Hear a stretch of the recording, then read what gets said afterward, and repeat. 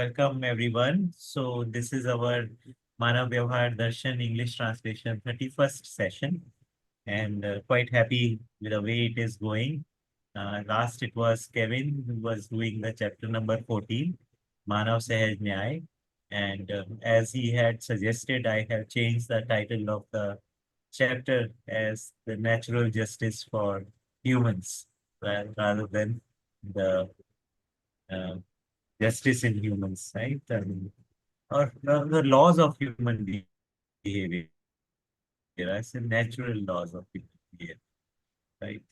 So, so and today Supriya will be presenting. Supriya, we have known her from the time when she was doing the Shivir at Kolkata at Germany. So Supriya, would you like to give an introduction and very warm welcome to you and Thank you welcome. so much. Thank you for the opportunity. There's not much to say about the introduction. It's not like I've done a lot of things that are worthy of mentioning. A very uh, few couple of things. I think I did the first shiver in 2010, and after that, I immediately did the Adhyam shiver, and also a couple of shivers after that. So from 2010 to 2014, I was very active in this mode of trying to understand the darshan with the formal study and everything. Uh, After 2014 or 15, there was a big gap which continued till date. I wouldn't say that I was not doing anything. I was not there in the active scene in the formal study, but there's something about the philosophy when it touches you once.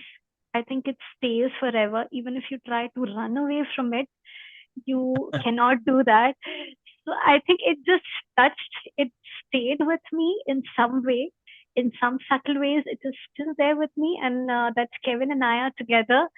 It's a proof of that somehow darshan touched me, and I had the opportunity of seeing Baba in when he was in body with us, and I have very strong memories of that because so this is something I would want to share. I think it's interesting to share this. So every time I met Baba and I sat in front of him, the experience was so pinching, piercing, and overwhelming all at the same time.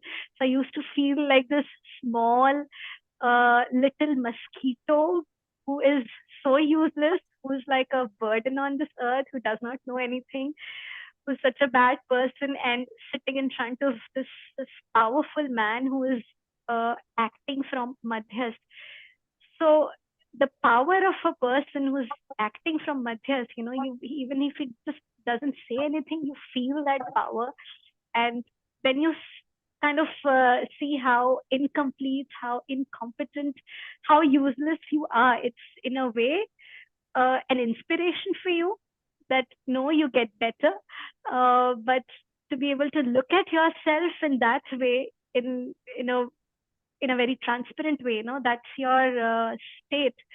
Uh, that's also very interesting. So I have those very overwhelming memories of seeing Baba, meeting Baba, hearing him speak, and coming to the coming to the reading part of it. I will start the reading with a small disclaimer. Uh, so there are two parts of this session. One is the language part, it is in English, and one is the content part. So as far as the language is concerned, English has neither been the language of my choice nor the language of interest.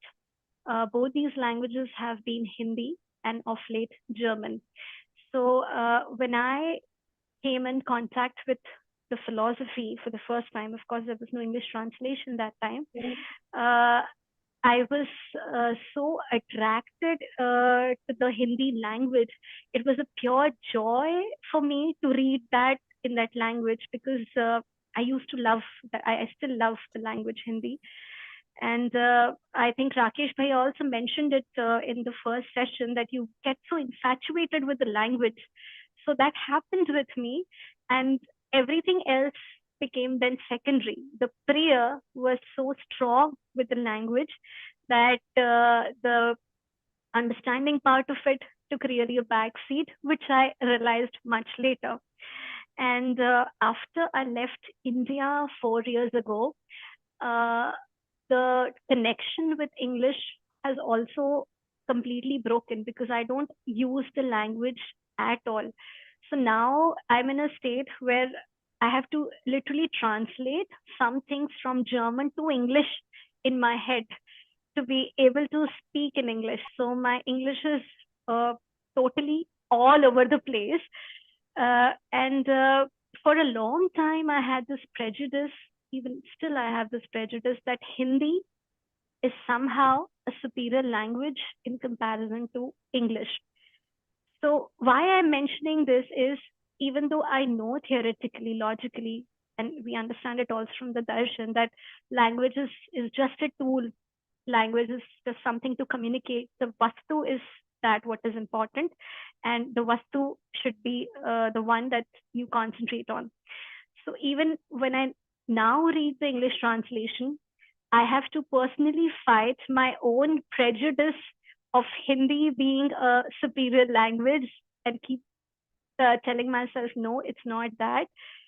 And so I think it's a very good exercise personally for me to be reading it in English because I'm forced to not concentrate on the language and I'm forced to concentrate on the content. But this was also to tell you that as far as the language is concerned, I'm very insufficient and I'm very incompetent for the session. And coming to the second part of the session, which is the content, I think I'm even more insufficient there because, like I said, there's not been a touch with the formal Vastu Darshan for many years. And even when I was in touch, I don't think I understood much of it. I was fascinated. Of course, it touched few parts of it touched me a lot. But my personal sthiti, as far as the understanding of the Vastu is concerned, is very naive. And presently, so my son is 16 months old. My personal state is in a state of full 100% more with the baby. What do you say more in English? It's attraction. Maybe Rakesh Bhaiya, please correct me if I'm wrong. Infatuation. Infatuation. So this infatuated state of a mother with the baby whose current questions are, why is my baby hitting other questions, hitting other children on the playground? These are the questions I'm occupied with right now, and not like what is the difference between Kiran and Rashmi and Prakash, and what is Guna and Gati and Vartalatmak Gati. So when somebody speaks from this so naive, so incomplete state, you you definitely see the gaps, which everybody will be able to see. But this disclaimer I wanted to give. So language and content on both the fronts, I'm absolutely insufficient and one of the most insufficient participants, also coming in without any preparation because we didn't have the time also to do it. We also couldn't attend the previous sessions. We're really sorry about it. And one more thing I want to share, I'll just take one more minute before I get into the reading. In the course of time, I and Kevin considered many times to back out because we thought that we'll actually be wasting other people's time. There are other people who are more serious or putting in effort, energy to prepare to read. We actually have done almost nothing. What will people think? But then I realized this is also maybe man bhai, no? What will people think of me? How will people judge me? So let's face this man bhai, okay? So that's an exercise in myself encountering my man bhai, my own prejudices with language, with content, And at the end of the day, it's an exercise only for me, will definitely help me to kind of focus myself on something, on some concrete vastu. And but I will also hope that in the process, whatever I say, whatever I try to put in as observation, of course, it will be very a very Brahmit version of the Vastu, but I will just hope that it is somehow, somewhere in sync with what Babaji is trying to say. Because in the Brahmit state, you're anyway mixing so many things with your own imagination, with your own manyata. Uh, and I kind of see it, I realize it. So I'll just hope that I'm just not very off the mark, and it does not end up in wasting anybody's time. But uh, please hear me with this acceptance and forgiveness, that on all fronts of the sitting, language, content, or whatever, I'm very, very insufficient. So Now, I want to say something, Supriya. I think all of us are in the same boat, and it by Adhyan by definition is meant for not the people who are perfect, but the people who are actually want to understand. And I think we are all in the same boat, and the decision that you have made is a definitely worthy of appreciation. That you want to come over um, your fear of uh, prestige and come over and handle it with all your might, right? So very much welcome. All of us are your brothers and sisters here. So just read it between them, share your understanding. That's where we all of us are. Yeah. thank you, thank you for the kind words, Ishmaya. So I'll need your help again for actually Shilpa Didi, you want to say something? Yeah, I just wanted to say hello to Supriya. Like, this is the first time I'm seeing you and hearing you. And you've given such a sweet, like, humble introduction. Like, it's so touching. So, I'm already very excited to hear you. So, yeah, all the best. I'm sure you're going to do a great job. Okay. So I think it's one page ahead. I think it was page 191, Rakesh Bhaiya. Yeah, just 1 minute. I think I am losing the chapter. Yeah. 190, no, 19. 191, 191 above.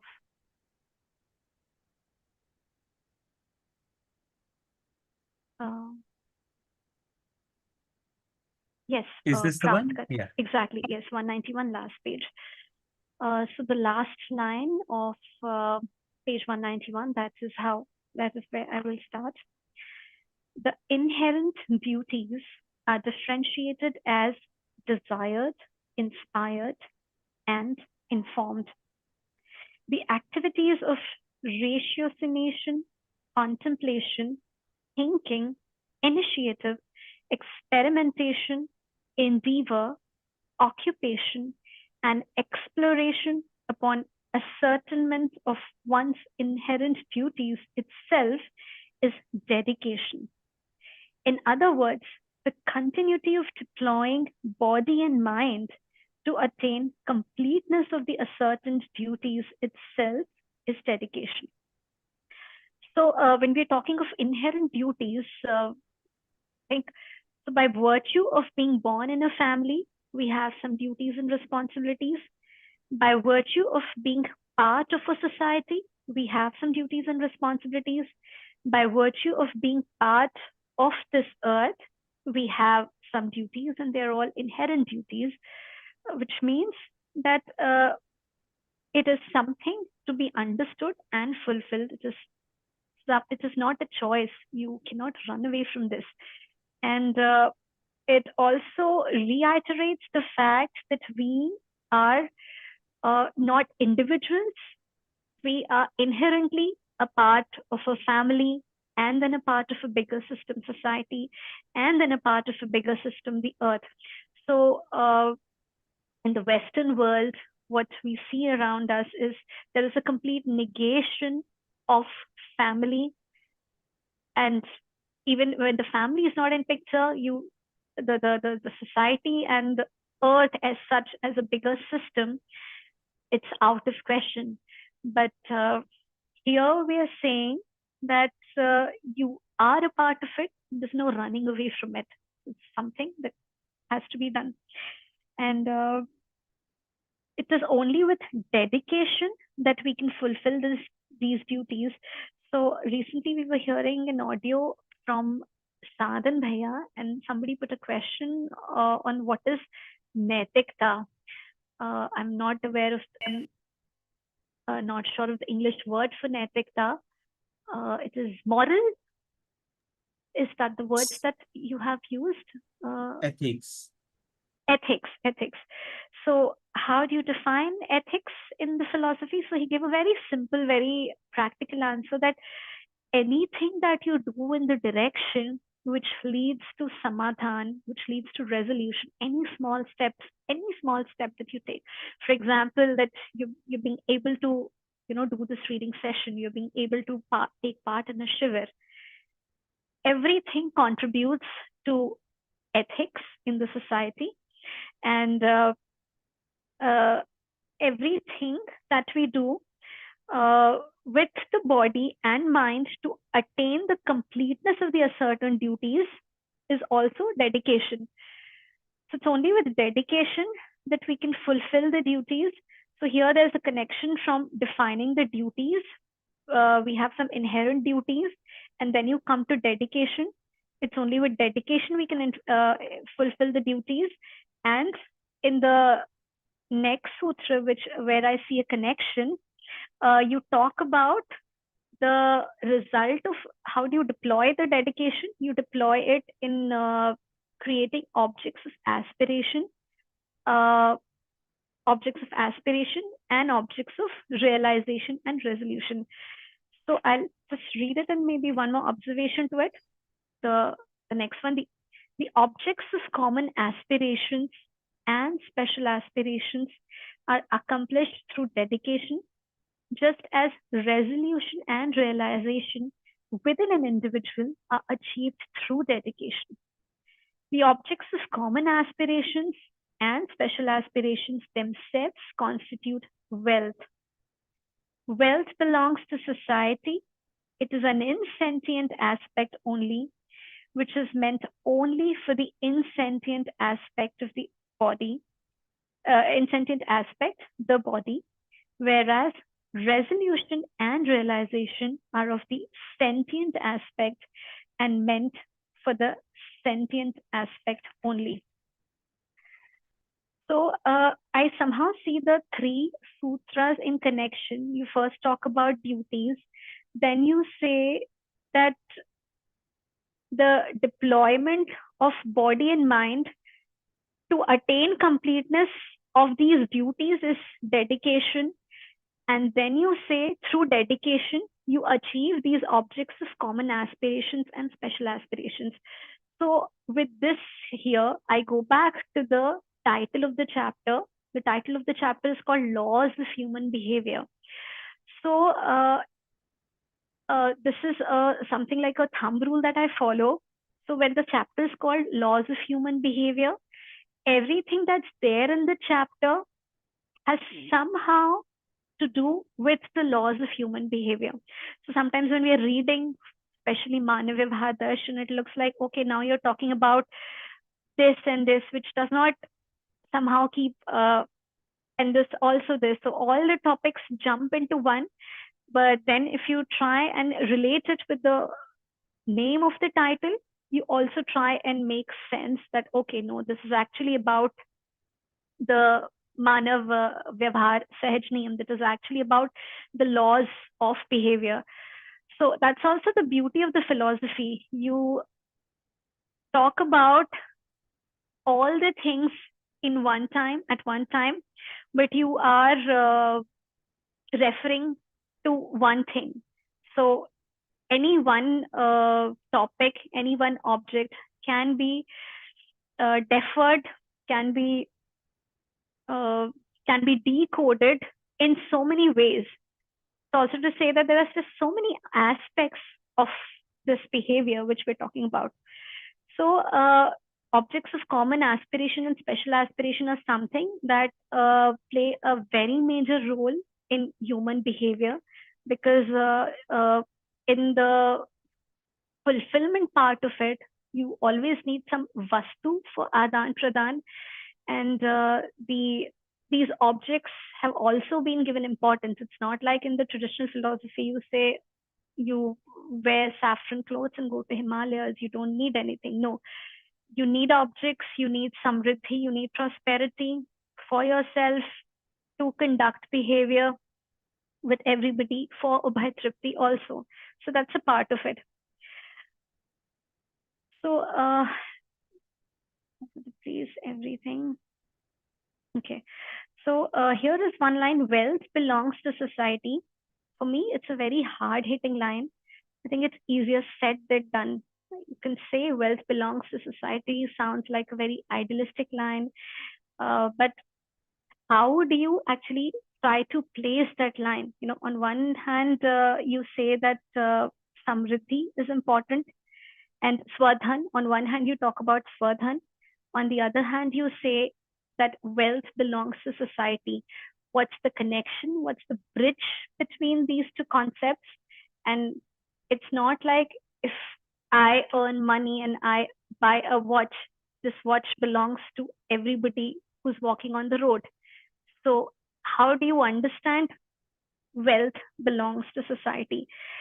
So how I understood is what Babaji is probably trying to say here is, when I see something in front of me, for example, a computer, for example, a watch, anything, this product has been the result of the efforts of the entire mankind. It is not one person's product or one person's property. So there's somebody who put in research, there's somebody who produced some parts of it, and then there's somebody who modified the research. So whole lots of people over generations came together to come up with something like a computer, like a fan, like a light, like a watch, like all those things that I'm using.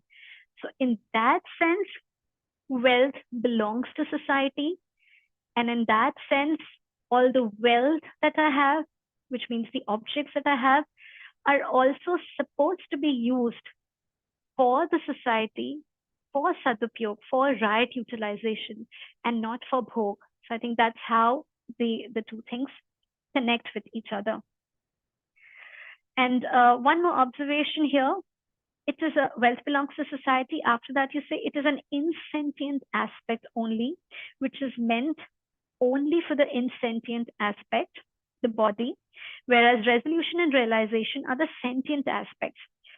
So this is something again which I try and do sometimes in my daily practice as a self-check. So whatever you are doing throughout the day, they should be able to be categorized in two boxes. It should be either something for the body, for the nourishment and health of the body, or something for the jivan. So if it is something which neither satisfies the need of the body nor the need of the jivan, then I think it is something wrong that you're doing. Then it is something that you need to check and correct for yourself. So that's like a very small practice on a daily basis that I do to try and place my own self, my own activities in these two brackets. Going further, so now we explain meaning of wealth belongs to society. The wealth is in the form of objects of common aspirations and special aspirations. These objects alone constitutes the entire material for utilization, righteous utilization, and purposeful utilization. Utilization occurs in mutuality, and there is no mutuality in the absence of more than one individual coming together. One more time, utilization occurs in mutuality, and there is no mutuality in the absence of more than one individual coming together. This more than one constitutes a family or society which evolves into an indivisible society that encompasses all humans as one unit. Consequently, a family is an integral part of the indivisible society, while an individual is an integral part of a family. So where is the anchoring when we say astitva sah astitva? These are the anchors. The individual is a part of a family, the family is a part of the society, and everything is in mutuality. And it is in mutuality that these objects also play a role. And again, we go back to the heading of the chapter, the laws of human behavior. So these are all things which play a part in behavior. No, when we say behavior, we just don't mean the superficial conversation or interchange between two humans. It's much more deeper than that. It's also your vichar, the thought, the mentality. It's everything. It's also the interchange and exchange of vastu at so one at the mansic level and the other at the bodily level. So from one end to the other end, it's everything. All these factors encompass behavior. The production, utilization, and righteous utilization of any object require more than one individual. Therefore, the entirety of wealth exists within society, originates from society, and is meant for society. I think this is what I was trying to explain with that example. It is solely due to delusion that humans seek happiness through notions of mine versus yours. Individualism and isolation. How do you pronounce it? Isolationism. I'm not very sure of the pronunciation. Isolationism. This ism comes from isolation. I know this. I'm not sure of the pronunciation. These notions have been proven to lack any meaning, which can be verified by any discerning person. So there are some things which I think don't need any explanation or any elaborate. When we just read them twice or slowly, the meaning opens up in front. So I think this is one of those paragraphs or one of those sections. And any kind of explanation or elaboration here would kind of just dilute the core, and I would just move on. So very personally for me, I find this to be a very, very beautiful paragraph, something which is easy to understand and apply, and very, very moving also, with the whole thing with wealth. Later, there are explanations of what is vikar and adverse outcome. So flaw or vikar is agitated motion. Adverse outcome or vipak is the result of agitated motion. Impression or vyanjana is being affected.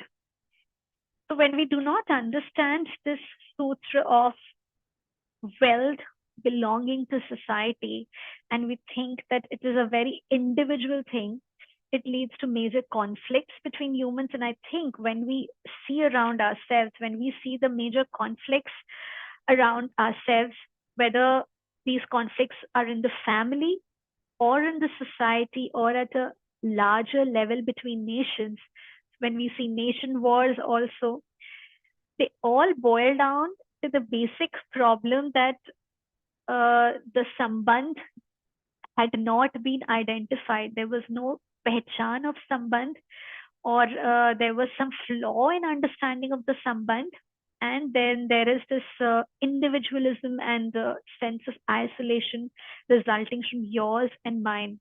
But since this is not the design of the nature, this is not the design of the existence, it has to lead to conflict. And conflict means dukh. Conflict means lack of samadhan, and conflict means directly unhappiness and agitation in oneself.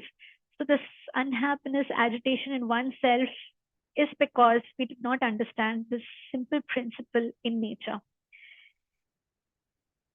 Going further, the determination obtained from causal, qualitative, and mathematical analysis is referred to as principle. And enlightenment of any activity is only by understanding its principle. I find this also very interesting. What is a principle? Anything at the end of which there is samadhan or resolution is principle. It's not like any a plus a equals to b square can be defined as a principle. It has to end in samadhan. And another way of looking at it is it has to be satisfied from the causal aspect, from the qualitative aspect, and from the mathematical aspect. So for an example, nyay. How do we define nyay? Nyay is मानव मानव में संबंध, संबंध की पहचान, मूल्यों का निर्वाह, उभय तृप्ति. So when we look at the causal aspect of this principle, the causal aspect here is every time seh astitva. Because there is seh astitva, we are able to identify each other. Because there is seh astitva, there is sambandh between us. So that's the causal aspect of this Nyaya principle. Then there is a qualitative aspect, the gun aspect of it. So when there is a sambandh ka prayojan, there is a purpose of it. So then you have 7 kinds of sambandh, each with a definite prayojan. So you understand the prayojan, that is the qualitative part of it.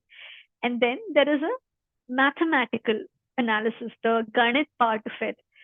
So in sambandh, you also need some vastu ka adan pradan, some exchange of objects, which we do in everyday vivah. So when you come to my house, you stay for 2 days, and I don't offer you food, and I'm myself eating food. So I mean, that does not satisfy the mathematical part of nyay, of vyavhar. So there is conflict. So there is no ubhay tripti in that sense. So in nyay, in vyavhar, you also need exchange of objects. That's the mathematical part. So like we see, so the simple siddhant of nyay has to be satisfied from causal, from qualitative, and from the mathematical analysis. Only then it can be called as a principle. The measurement of time, expanse, and different compositions is through mathematics. The attributes are differentiated as generative, degenerative, and mediative. The prior form of an occurrence is referred to as relative cause. Time or kal is the duration of an activity is referred to as time. Composition, the bounds of matter, is referred to as composition or object, which is measured. Expanse or vistar, the duration of composition, is referred to as expanse. So these are the very tattvic explanations of some of the concepts related to Vyavhar and some of the concepts that we talk about when we use the word principle.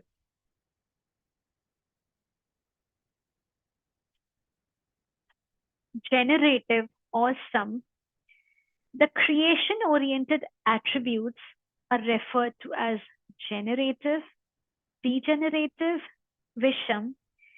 The dissolution-oriented attributes are referred to as degenerative. Mediative or madhyast, the sustainment-oriented attributes are referred to as mediative. The generative, degenerative, and mediative attributes are also referred to as rajogun, tamogun, and satogun, respectively. One observation here. So things like rajogun, tamogun, satogun, these concepts are so prevalent and so important in the traditional philosophy. And so there was a time, or there's still this prejudice is probably still prevalent, that when you don't talk about rajogun, tamogun, satogun, when you don't talk about dhyan, dharana, samadhi, or don't talk about yoga, or don't talk about the 5 koshas, you are not talking about the complete picture, and it's not a philosophy. So I think that darshan is also a complete philosophy, and everything has been taken into consideration. I think Baba used these words and these concepts and redefined them in the philosophy because of the importance they had in the traditional, in the traditions. I wouldn't say, might be wrong here. Rakesh Bhai can correct me later, but if Rajogun, Tamogun, and Satogun are the core concepts of Madhyas Darshan, I wouldn't say that. I think we want to place this in the philosophy, so that we also talk about this. This is also an aspect, and I think that was the idea. That's how I would see it. Yeah, that's correct. My understanding is also the same. Okay. So omnipotence in the form of inherent energy for the activity found in all the atoms is referred to as the absolute cause. The absolute omnipotence means it has no origin and is an eternal state. This is a very interesting thing to note here, that all these years I have been conflicted or confronted with the question of who has created this everything. There's a who in picture. We always want to look for this who.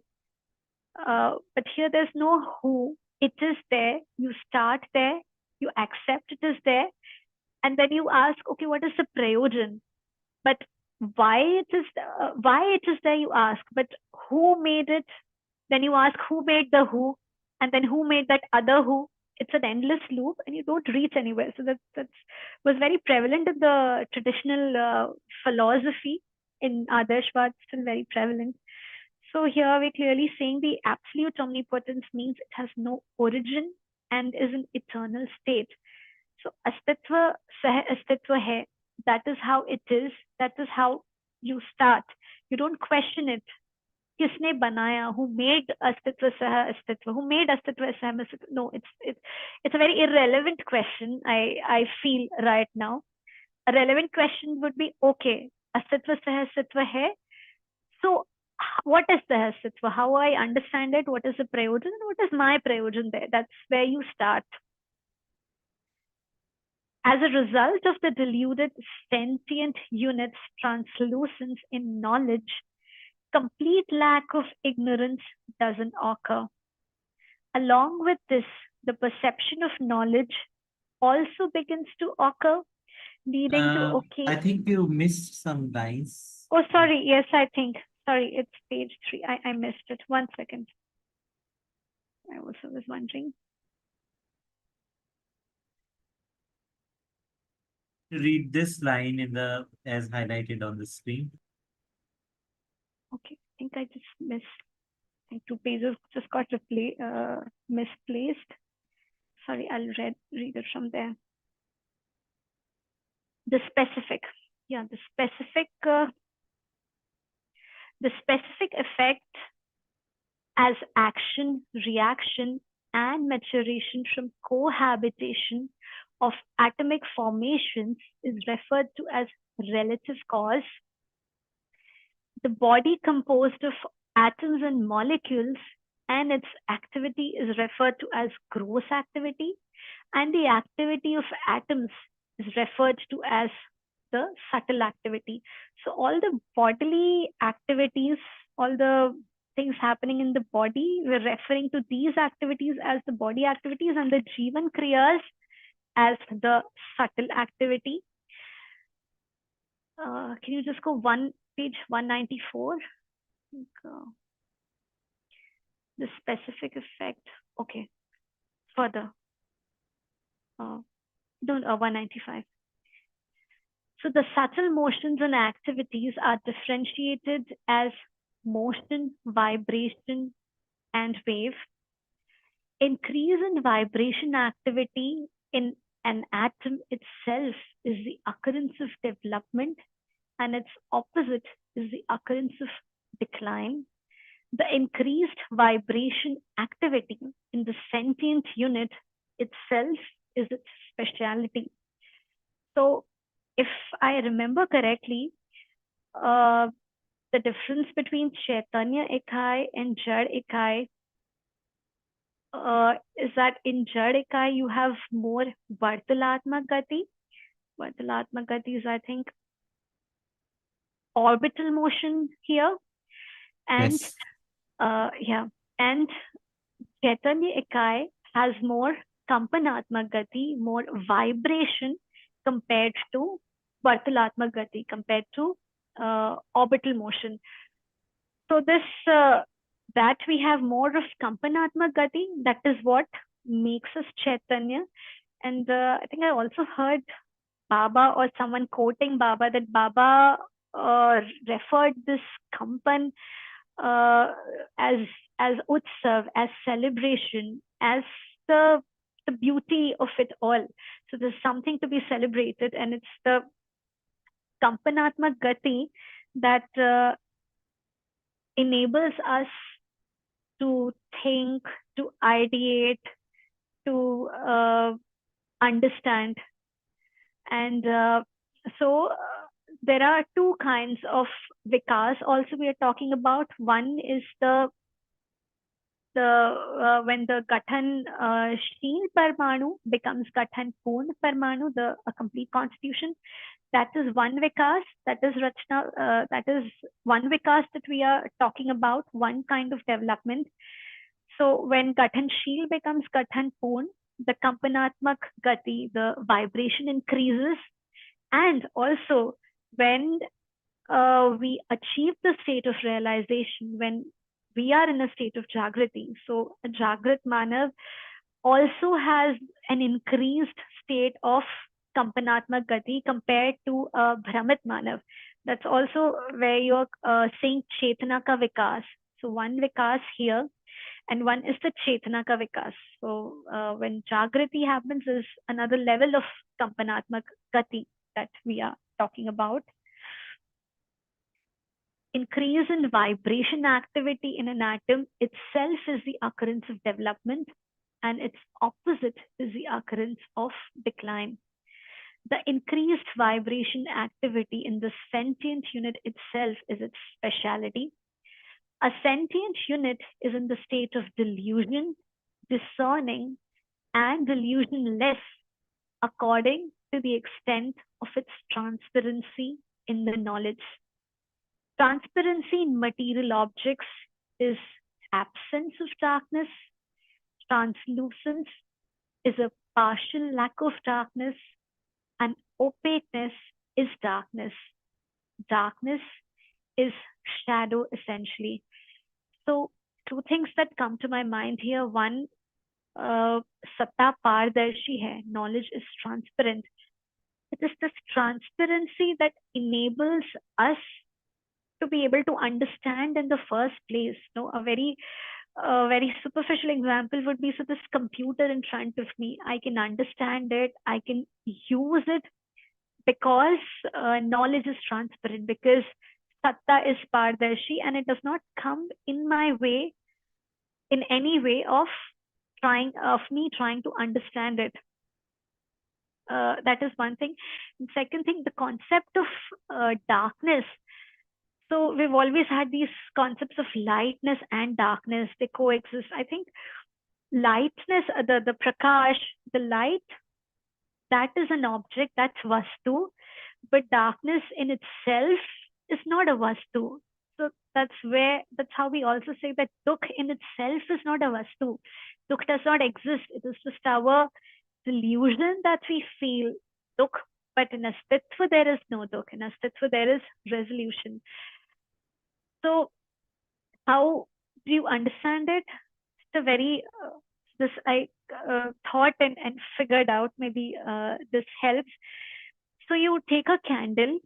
You can carry a candle from one room to the other. So when you carry the candle from one room to the other, you've been able to carry the prakash, the light.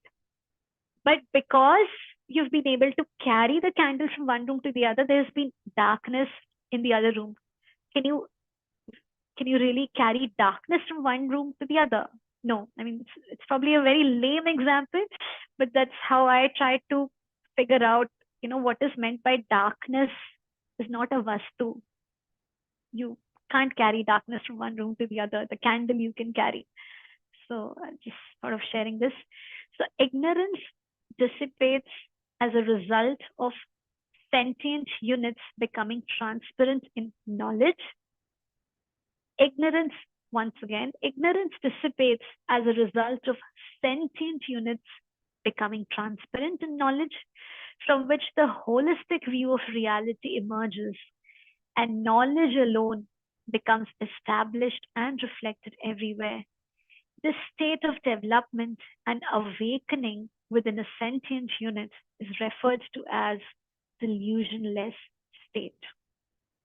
We go further. As a result of the deluded sentient unit's translucence in knowledge, complete lack of ignorance doesn't occur. Just stop here for a while. This complete lack of ignorance doesn't occur is very motivating, very soothing for somebody like me who's just so bhramit, which cannot be even put in words. So like Baba said, every person is minimum 56 or 58. I think he used either 56 or 58%. One figure he used. He's minimum 58, let's say 58. I'm assuming it was 58. He's minimum 58% good. So even a chore, daku, or anybody that you see, it's difficult to kind of accept it. But the fact is that that person is also 58% good. It is because, so that's the Vyavharik Paksh of it. The Tatvik Paksh of it is because that complete lack of ignorance doesn't occur because knowledge is transparent. So very beautiful. So along with this, the perception of knowledge also begins to occur, leading to occasional glimpses of reality and the gradual formation of a worldview with the flaws of excessiveness, deficiency, and omission. This state itself is referred to as delusion. So depending on how transparent knowledge is in the person, in other words, depending on how much the person has understood, there are flaws in evaluation, and these we call as ati vyapti, anavyapti, avyapti dosh. So but even in these doshas, so the interesting part is even with these doshas, even with these flaws of excessiveness, deficiency, and omission, there are parts of it, there are parts in you, in your understanding, in your Brahmit Chitran, which kind of resonate with the reality, and that's how you get glimpses of reality, or you say bhas of reality, understand, okay, this is not right, this is wrong. So where is that whole sense coming from? It's coming from this fact that knowledge is transparent, and nobody is completely ignorant. Upon attaining the state of, upon attaining the realization, as long as one lives with wealth desire and progeny desire, it is discerning state. The opacity of deluded sentient unit in knowledge itself results in ignorance, remaining in the form of helplessness. That is, acceptances are with the flaw of excessiveness, deficiency, and omission. This itself is referred to as the delusion state. So, till you reach the absolute state, the state of realization, there is always going to be some level of ati vyapti, avyapti, anavyapti dosh. There's always going to be some level of wrong evaluation. It is only that as our understanding, as our understanding increases and deepens, these flaws become less and less, but absolute rid of it, we get absolute rid of it only in that state. I think that's how, that's also points towards that why Jagriti is really important. One could argue that, okay, I don't need to be enlightened. I'm happy, when I do some little bit of Manviyata Pun Acharan, I have no conflicts in the family, and, I have a basic, simple life. That's okay. I've not even reached Sakshatkar, and I can still achieve these correct things in the behavior, and my life is sorted. But it actually does not end there. I think as you reach one stage, you have the desire and the thirst and the desperation for a higher state. It happens automatically. And it is important because you don't get rid of these doshas till you are in that state. So I think to be able to set Jagriti as a goal for oneself, for that also you need to have this understanding why it is so important. So personally for me, I don't see in my Chitran that for me Jagriti is a goal right now. It's not. There are other priorities that need to be fulfilled. So that's my state. But I kind of understand that when I satiate these priorities on, and when I cross these stages, then there'll automatically come a stage when I'll still not be happy. Now I think that I don't need Jagriti to be happy, but there will come a stage when I will think that no, this is not sufficient, because that's how the design of the existence is. That's why you say Jagriti Nishchit hai.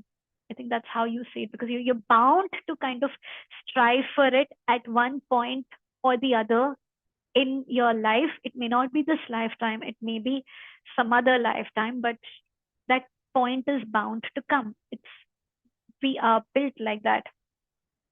So Ativyapti, jo jaisa hai, usse, sorry, I was supposed to read the English version, so sorry.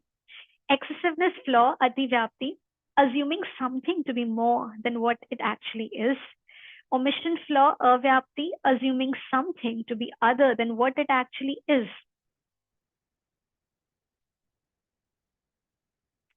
4-5 pages they came in here. Deficiency flaw, Anavyapti, assuming something to be less than what it actually is. A typical example of this that I see in my surrounding all the time, every day, how animals are over-evaluated in the society that I live now, in Germany, in my surroundings. So there are people who carry dogs in baby strollers. There are people who marry dogs, who have more pets in the family than family members, who don't want to have children, but they want to have 4 dogs. So it is actually funny. So when we see it, we are like, it is excessiveness flaw, yes, but it is so excessive that it has gone into the territory of deficiency flaw. It is anavyapti. You have conferred the animal a value or an emotion or a concept which really does not exist, which is totally a mental construct. And that's a very classic example of ati vyapti and deficiency flaw. And people are like, you can't trust a human being, but you can trust a dog. So when you say you can't trust a human being, that's also anavyapti. That's also deficiency flaw again for humans, or an omission flaw against humans. And so I think these are related. When you have excessiveness flaw, when you do ati vyapti of something, you automatically do anavyapti or avyapti of something. I think that's how they are connected with each other. So what is the time? Maybe I will stop now, or I have 10 more minutes. No, I think I have 10 more It minutes. is about 9 p.m. So we have half an hour. We'll Okay. like to give some time for Q&A. So Right. So 15 maybe minutes 10 more, minutes more maybe. we can. Right. 10 more Yeah. minutes. Right. Yeah. The activities are apparent. I missed one line. Transparency in material objects occurs as a result of the presence of light. Awakening occurs as a result of humans becoming transparent in knowledge. The activities are apparent only with differentiation of harmony and discord in shape, kind, inhalation, exhalation, taste, and production. One small remark here. So shape and kind, it refers to the objects of Samanya Kanksha and Mahatvakanksha that we produce. So harmony or discord. So whether what we have produced, whether it is in sync with nature, in sync with natural laws, in sync with the minerals, sync with seasons, or whether it's not in sync with those laws. If it's in sync, it leads to one kind of effect. If it's not in sync, it leads to another kind of effect, which we see all around. The global warming and all kinds of natural disasters, which are so much on the rise in the last years. Inhalation, exhalation, this refers to the bodily accents. Again, so we read in the previous session that there are 5 kinds of air in the body.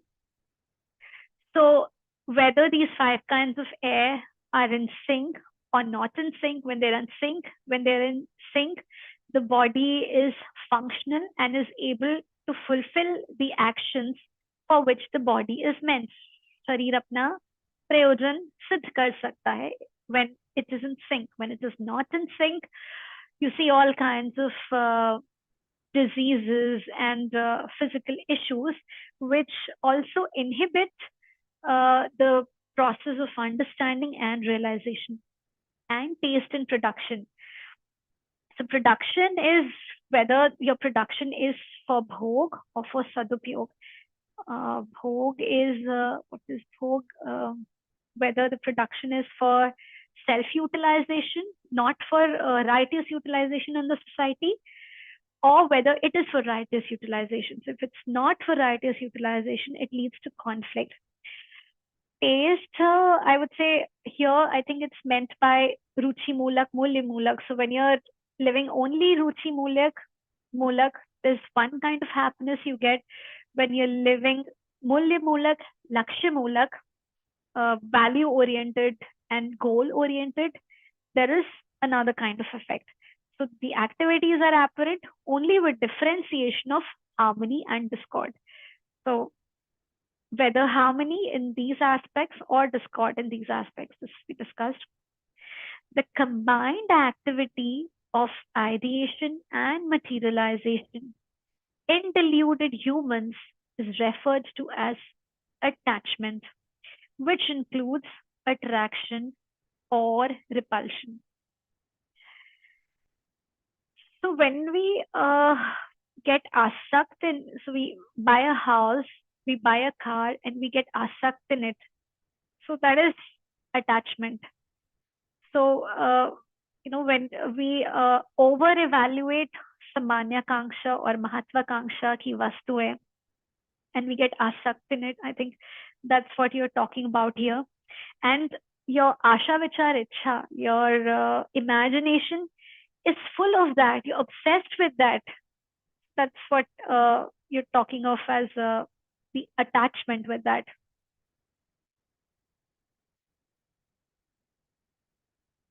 The vibration is due to attraction and counter-attraction within sentient and insentient atoms. In sentient nature, attraction is apparent in the form of atomic and molecular structures. Attraction and counter-attraction naturally lead to vibration. Within deluded sentient units, attraction is in the form of temptation, while repulsion is in the form of fear. In the awakened Jivan, attraction pertains to resolution and repulsion pertains to problems.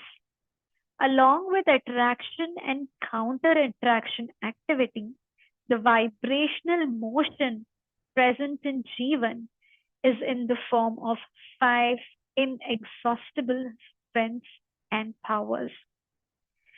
The orbital motion within atoms is due to attraction and repulsion. The insentient and sentient atoms have rotational and orbital motion in their orbits, while the nucleus is only with rotational motion. So there's a couple of words here which we consider. So there's first the rotational motion. For example, the Earth is moving on its axis. Then the orbital motion, the Earth is moving around the sun. And the combined effect of all these motions is seen in vibration. So the Parmanu, the atom as a whole, all motions synchronized together reflect in kampan, reflect in vibration, and this vibration is responsible for the definitive conduct. Other way of looking at it is attraction and repulsion also leads to vibration. So this attraction and repulsion, we see it in our vyavhar, in our daily life all the time. For Brahmit Manas, the attraction in the form of fear, the repulsion in the form of fear, and the attraction in the form of temptation. So what I take from these is in darshan, so this is very tatvik, no? So there are tatvik concepts, so like attraction, repulsion, orbital motion, rotational motion, vibration, and there is vyavharikta. So everything that has been tatvically explained, that has a tatvik connection, also has a vyavharik connection, and the other way around. So it is not disconnected. So anything that you see in vyavhar that you can talk in layman's language, that are general observations, they have a tatvik answer. They have root and tatvikta. And anything that you read or understand only as tatvikta, only as core concepts, they have a way of expressing in vyavhar. So that is why it is just so complete and also so non-negotiable. It's like, because this is in vyavhar, because that's the tatvikta. And this is the tatvikta, so it will come in vyavhar. It's like this loop. So that's why there is one reality and that's Sahastattva. That's why there are no four kinds of realities, and that's why the statements like everybody has his own reality and everybody can have an own reality, they're like very Brahmit and very false readings. That's how you understand it. So why are we reading these Tattvic concepts again? Because they connect to our Vyavhar. So this is also not something which is disconnected from the laws of human behavior.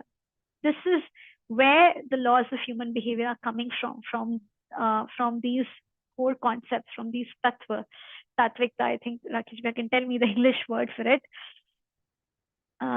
I think I will stop here. It is 15 minutes now, or should I continue?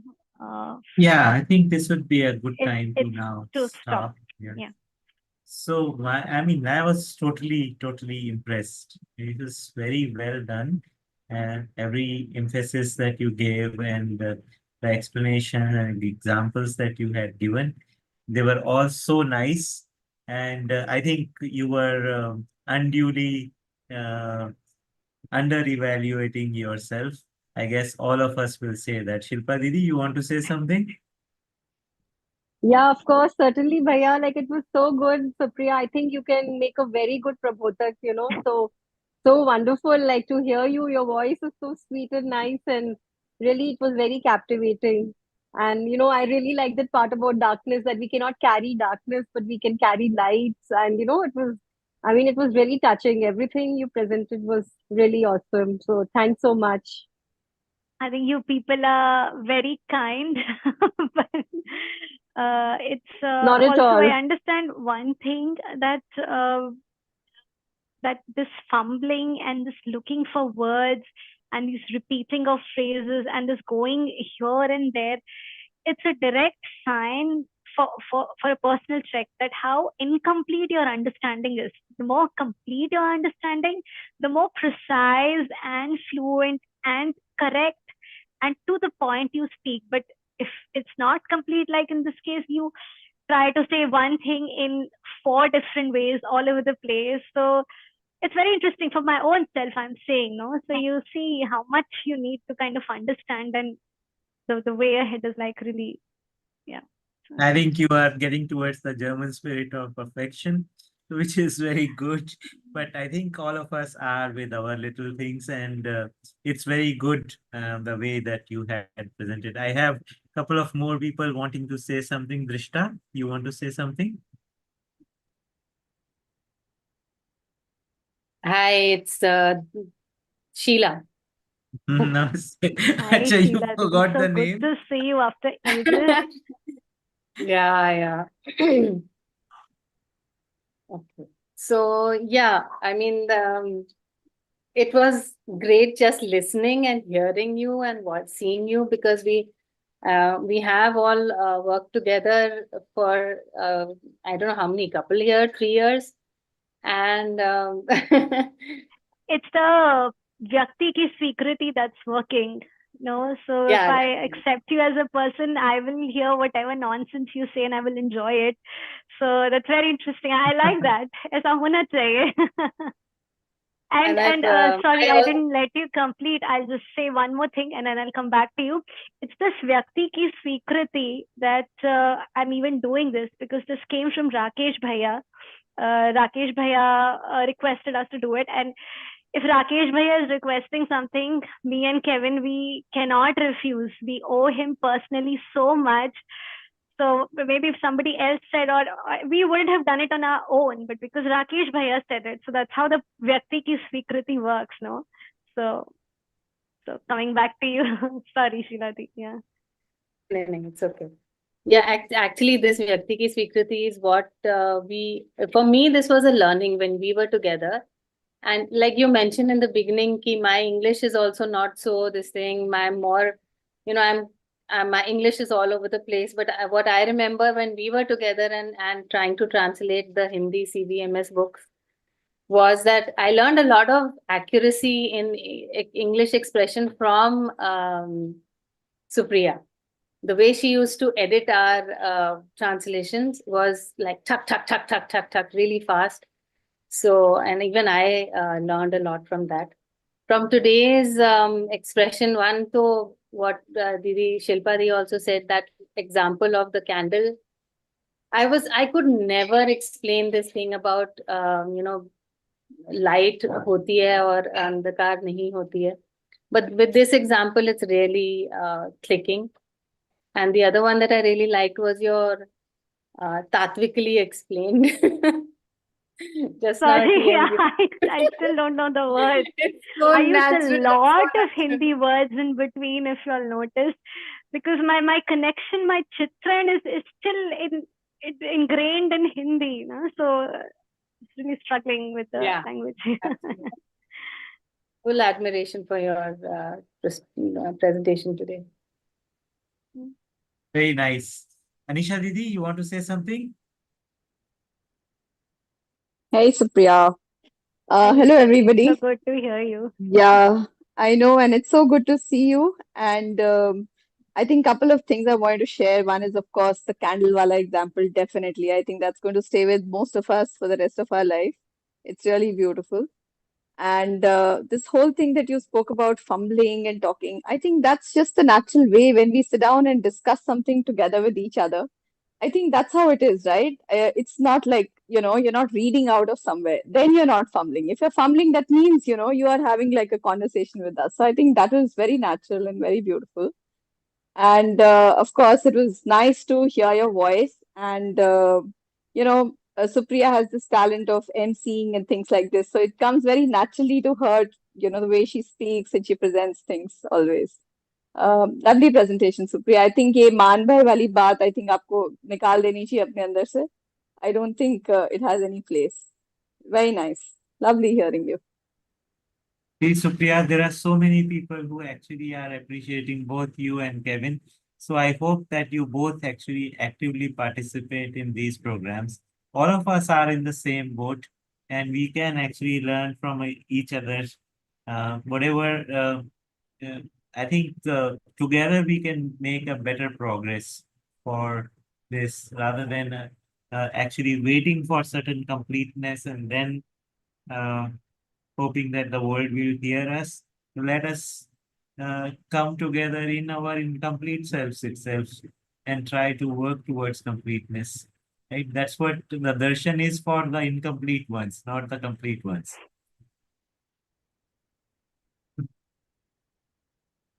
Okay, anyone else wants to say something? I can see Esther and Spencer smiling. Yes, I'm smiling. I was smiling lots. It was just really nice to hear. And no, Sophia, you did a great job. I definitely you put yourself on the under evaluation part, because I think, yeah, sure, maybe you have not been reading or keeping up so much, like you said, but you've definitely thought a lot and reflected and have an ability to try and see your situation. And I think that's very valuable, and yeah, I quite enjoyed. I got a little bit distracted from the beginning just because when you were sharing about the wealth belongs to society, it just like a little bit clicked for me in the beginning right away. And then my mind kept thinking about that. Just how because maybe my context yesterday, I was talking with someone and they have many, many different business ideas. They want to bring this artist and host a concert and sell all the tickets, and then they want to open a bar and have all the people come and enjoy and drink and all these things. And he's got many, many ideas. And sure, it will. I have no doubt it will make a lot of money. He's done these things. It can work. But something in me was thinking, but it's not like sure you can make, but it's not somehow right, the way you're making. And this wealth belongs to society. It clicked a little bit because yeah, if you change your perception that this entire earth, all of this matter and plant and animal It really belongs to all of us. And how can we use it in such a way that benefits all of us, that serves all of us? Then you will have a very different approach for when you're thinking about doing some business or production.